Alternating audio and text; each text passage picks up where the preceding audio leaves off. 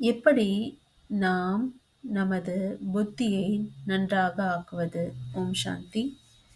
தந்தை ஒரே விதமாகத்தான் அனைத்து குழந்தைகளுக்கும் ஞானம் சொல்கின்றார், கற்பிக்கின்றார்.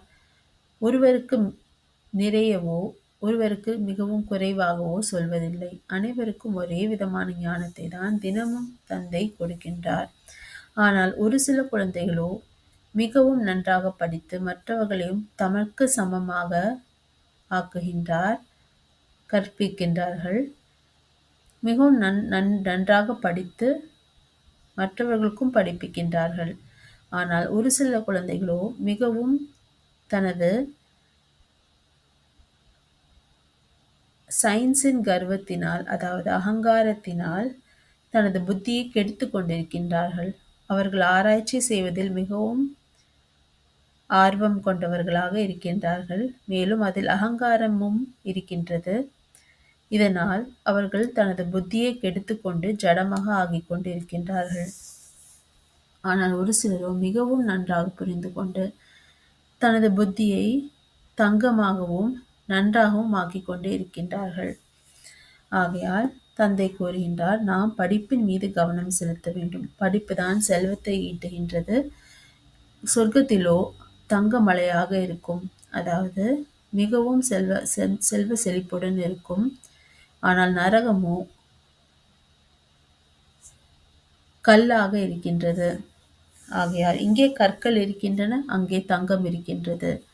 ஆகையால் இந்த ஞானம், அதாவது படைப்பு மற்றும் படைப்பவரை அறிந்து கொள்வதுதான் ஞானம். நமது 84 பிறவிகளை அறிந்து கொள்வதுதான் ஞானம். இந்த ஞானத்தை நாம் படித்து மற்றவர்களுக்கு கற்பிக்க வேண்டும். இதுதான் சொத்து அடைவதற்கான, அதாவது ஆஸ்தியை அடைவதற்கான மார்க்கமாகும்.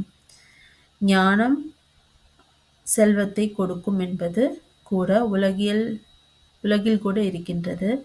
ஒருவர் படித்து ஆசிரியராக ஆகின்றார், ஒருவர் படித்து டாக்டராக ஆகின்றார், ஒருவர் படித்து இன்ஜினியராக ஆகின்றார்.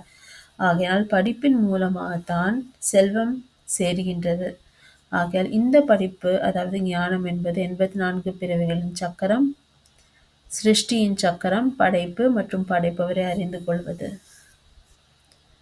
ஆகையால் நாம் இதன் மூலம்தான் செல்வந்தர்களாக ஆகின்றோம், சொர்க்கத்தின் ராஜ்யத்தை அடைகின்றோம்.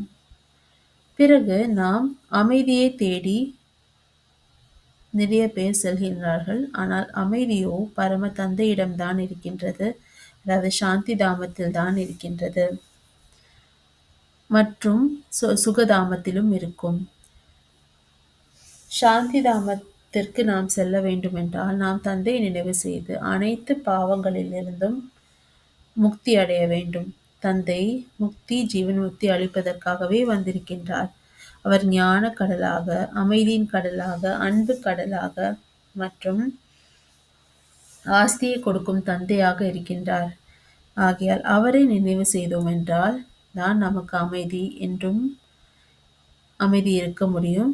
மேலும் நமது பாவங்களும் பஸ்மமாகும், நாம் தூய்மையாக ஆகிவிடுவோம், சத்தோ பிரதானமாக ஆகிவிடுவோம். இப்படி நாம் தந்தையை நினைவு செய்து தூய்மையாகி விடுவோம்.